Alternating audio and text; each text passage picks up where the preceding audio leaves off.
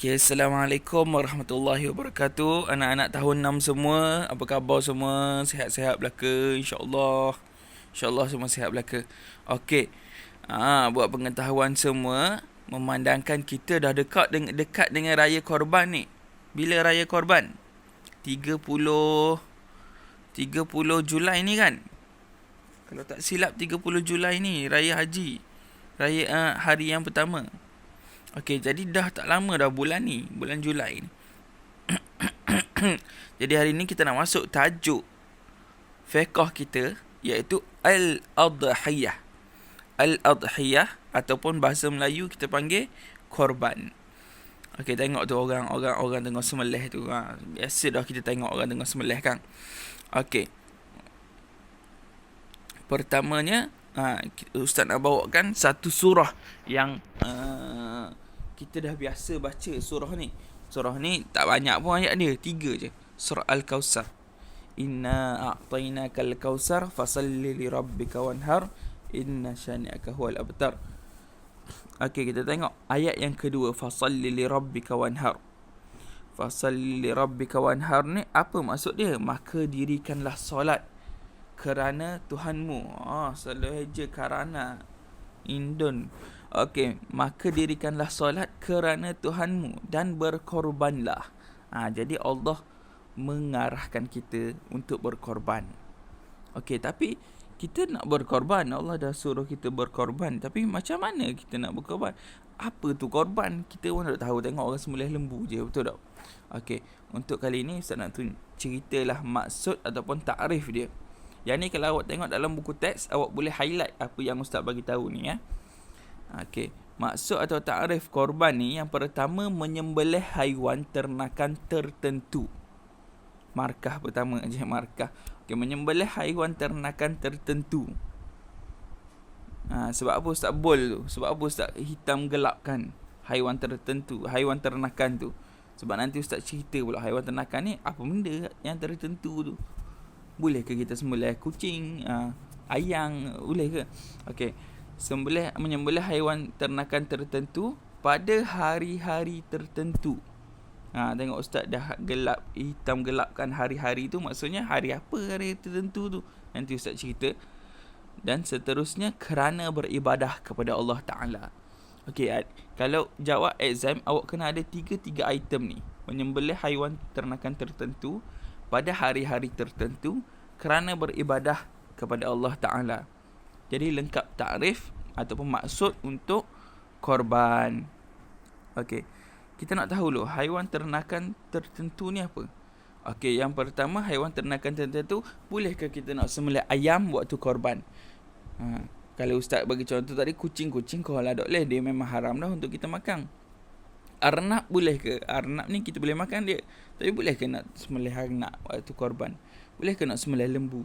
Boleh ke nak sembelih burung puyuh? Sekarang ni glamour burung puyuh. Okey, tak apa.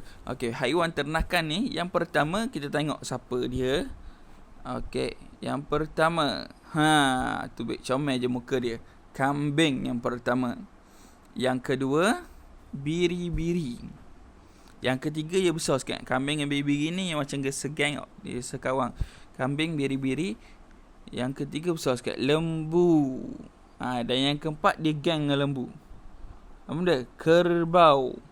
Dan last sekali yang kelima, dia dalam Malaysia ni dia rare sikit, mahal sikit. Harga je. Kenapa? Unta. Tengok dia senyum je belaka kau. Biring kambing je jelek. Okey. Jadi 5 haiwan ni, kambing, biri-biri, lembu, kerbau dan unta sahaja yang kita boleh sembelih. Okey, boleh. Ada lagi sebenarnya kibas. Selain pada tu tak boleh. Kuda boleh tak boleh.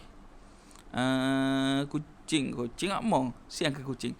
Ayam boleh tak? Ayam tak boleh. Burung puyuh boleh tak? Burung puyuh tak boleh. Kita boleh sembelih, tapi kita tak boleh jadikan dia sebagai binatang korban. Arnab boleh sembelih, tapi kita boleh tak jadikan sebagai binatang korban? Tak boleh.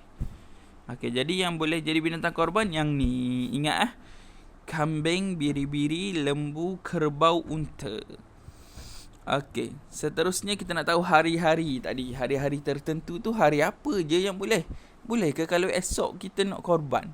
Kita niat korban ni, kita nak buat korban esok, boleh ke? Kita sembelih lah lembu seekor.